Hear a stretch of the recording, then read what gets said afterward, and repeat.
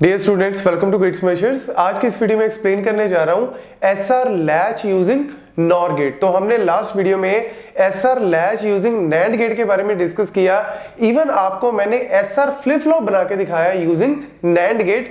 तो आपको नेक्स्ट यहां पे मैं नॉर गेट के थ्रू हम लोग कैसे इंप्लीमेंट करते हैं, कैसे हम लोग एसआर लैच को बनाते हैं, पहले हम इसको देखेंगे, बाद में फिर हम एसआर फ्लिप फ्लॉप को बनाएंगे यूजिंग नॉर गेट। लेकिन अगर आप फ्लिप फ्लॉप के बारे में अच्छे से जानना चाहते हो तो पहले लैच के बारे में पता होना बहुत ही जरूरी है। तो यहां पे फटाफट से स्टार्ट करते हैं। सबसे पहले आपको बता दूं कि नॉर गेट हमने इस तरीके से यहां पे दो यूज किए हैं। हमारे पास दो इनपुट हो गई, एक इनपुट है हमारी एस, दूसरी इनपुट है हमारी आर। सबसे पहले आप सर्किट का डिजाइन देख लो, ठीक है।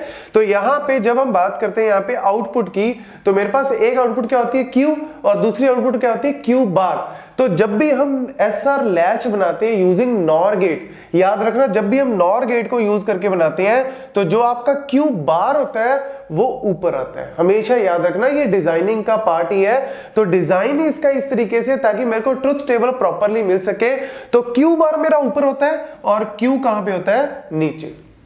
पहली तो ये चीज, क्योंकि बहुत सारे स्टूडेंट इन चीजों में कहीं ना कहीं गलती कर देते हैं। तो एस के कॉरेस्पॉन्डिंग यहाँ पे क्यू बार है, ठीक है। अदरवाइज मैक्सिमम टाइम आपको एस के कॉरेस्पॉन्डिंग यहाँ पे क्यू ही दिखता है, तो इसलिए हमें आदत होती है इसी तरीके से लिखने की। लेकिन नॉर गेट के केस में याद रखना क्यू बार और यहाँ पे क्या आएगा, क्यू आएगा, ठीक है। नेक्स्ट अगर हम बात करें अब नॉर गेट की, तो नॉर गेट की प्रॉपर्टी क्या होती है। नॉर गेट का पहले ट्रुथ टेबल देखो, जैसे हमारे पास वैल्यूज है 0 0 0 1 1 0 1 1, ठीक है। अब नॉर गेट क्या होता है, और प्लस नॉट गेट। अब और का मतलब क्या है, यहाँ पे क्या आएगा, आउटपुट ये आएगी, और की मतलब और मतलब 0 1 1 1, ठीक है। अब उसके बाद क्या होता है, नॉट होता है। तो यानी ये क्या आएगी, एक्चुअल में आउटपुट 1 0 0, मतलब कहने का कि 0 0 के कॉरेस्पॉन्डिंग 1 देगा, बाकी के केसेस में क्या देगा, 0 देगा। तो नॉर गेट की एक बहुत बड़ी प्रॉपर्टी क्या है कि अगर मेरी वन ऑफ द इनपुट क्या हो जाती है, 1 हो जाती है, मतलब मेरी जो भी इनपुट्स हैं उनमें से अगर एक भी इनपुट मेरी 1 हो गई तो आउटपुट मेरी क्या हो जाएगी, 0 हो जाएगी। ये बड़ा इंपॉर्टेंट कॉन्सेप्ट है। जैसे नैंड में हमने किया था कि अगर वन ऑफ द इनपुट मेरी 0 हो जाती है तो आउटपुट मेरी 1 आती है। इस केस में क्या है कि अगर मेरी एक भी इनपुट क्या हो गई, 1 हो गई, तो चाहे आप उसमें 0 ऐड करके नॉर कर दो, चाहे आप उसमें 1 करके कर दो, आउटपुट देखो जी 1 का कॉरेस्पॉन्डिंग क्या आएगा, इस केस में आपका 0 ही आएगा, ठीक है। वही चीज हमने यहां पे की है। तो ये केस जो है वो याद रखना, क्योंकि इसी के दम पे आपका लैच जो है वो डिजाइन होगा।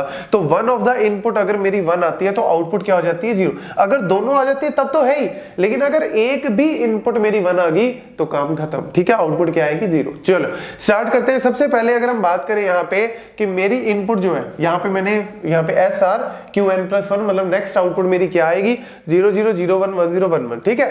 तो जैसा कि हमने नैंड वाले में स्टार्ट किया था 0 1 से, मैं ऐसे यहाँ पे भी 0 1 से ही स्टार्ट कर रहा हूं, सिमेट्री में चल रहा हूं। आप कहीं से भी स्टार्ट कर सकते हो, लेट्स से आपको इजीली, ताकि समझ आ जाए सारे केसेस, मैं 0 1 से जानबूझ के स्टार्ट कर रहा हूं। तो 0 1, ठीक है। अब देखो जी, यहां पे 0, यहां पे 1। अब मुझे यहां पे आउटपुट में क्या आएगा, यहां पे मेरे को अभी पता नहीं लग रहा, क्योंकि एक इनपुट मेरी 0 है, दूसरी यहां से आ रही है।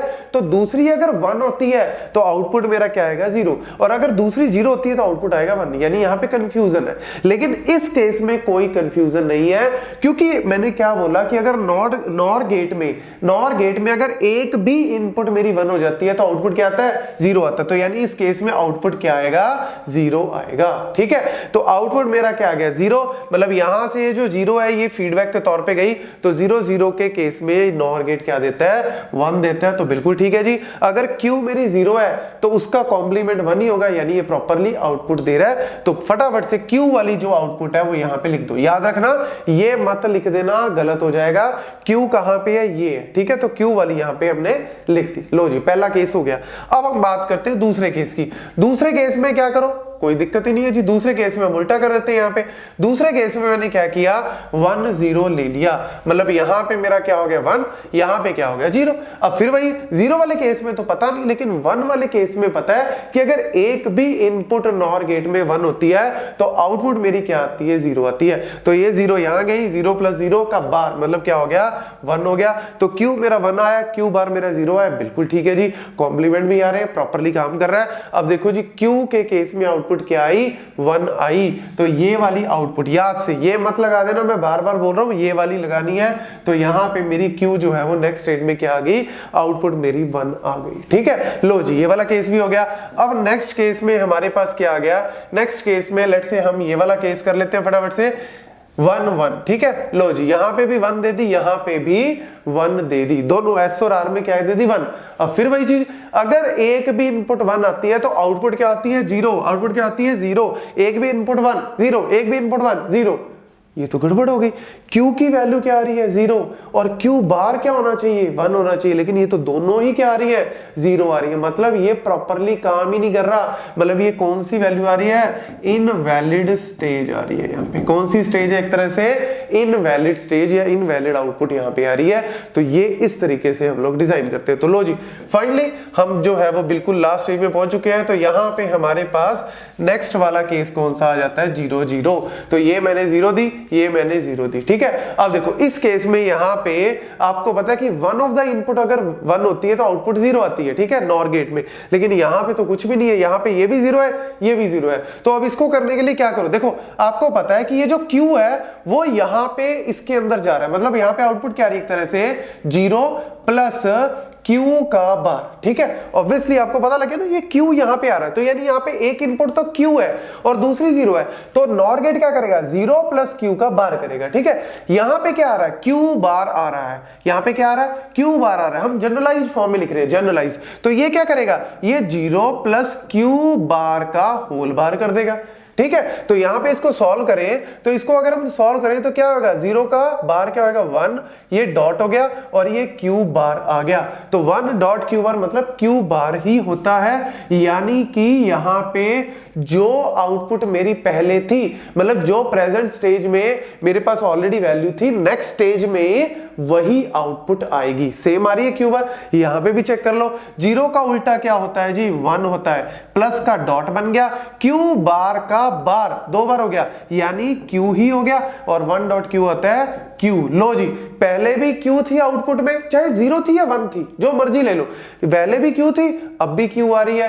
कहने का मतलब क्या है, होल्ड स्टेट। तो यानी 0 0 के केस में क्या दे रहा है, होल्ड स्टेट दे रहा है। आप चाहे वैल्यू पुट करके देख लो, जैसे यहां पे अगर आप वैल्यू लेट्स से 0 ले लेते हो, यहाँ पे वैल्यू आप 1 ले लेते हो, आप चाहे वैल्यू डाल के देख लो तब भी आपको पता लग जाएगा कि ये आउटपुट जो है वो क्या दे रहा है, प्रीवियस वाली जो है उसी को ही होल्ड करके बैठा है, जैसे हमने नैंड गेट में किया था। लेकिन नैंड गेट वाले केस में क्या आया था, 0 0 के केस में इनवैलिड आया था और 1 1 के केस में होल्ड आया था। लेकिन जब हम नॉर गेट से डिजाइन करते हैं तो ये देख लो जी आपके सामने रिजल्ट जो है वो उल्टा आ रहा है। तो इसको याद रखना, ये चीजें जो है वो आपको पूरी डिजाइनिंग के साथ मैंने यहाँ पे एक्सप्लेन की है। तो नेक्स्ट में हम लोग फ्लिप फ्लॉप डिस्कस करेंगे using NOR gate. Thank you.